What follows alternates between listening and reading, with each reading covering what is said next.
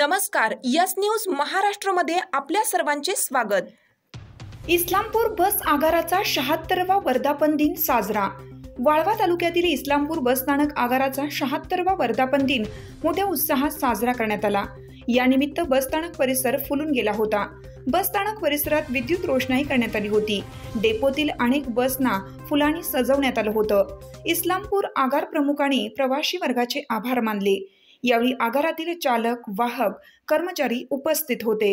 Yes news महाराष्ट्रासाठी राजेश कांबळे, सांगली जिल्हा news प्रतिनिधी।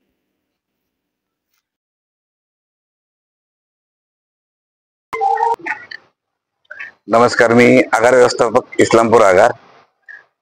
माझ्या आगार इस्लामपूर आगारामध्ये सरासरी 80 गाड्या असून 80 शेड्यूल आपण चालवतो। साधारणपणे 30,000 किलोमीटर रोज चालतात सीझन मध्ये आणि ग्रामीण भागामध्ये 65% ऑपरेशन आहे। बाकी एलडी आणि एमएलडी मध्ये राहिलेलं 35% ऑपरेशन आहे। आज आपण 76वा वर्धापन दिन साजरा करत आहोत। तर त्याबद्दल सर्व प्रवासी बांधवांना व माझ्या कर्मचारी बांधवांना महामंडळातर्फे शुभेच्छा। तसेच आपला सांगायचं झाले तर मागच्या एका वर्षामध्ये आपला डेपो हा रँकिंग मध्ये पहिल्या 10 मध्ये आहे। पूर्ण महाराष्ट्रामध्ये 250 डेपो आहेत, ते रँकिंग मध्ये पहिल्या 10 मध्ये टॉप मध्ये आहे।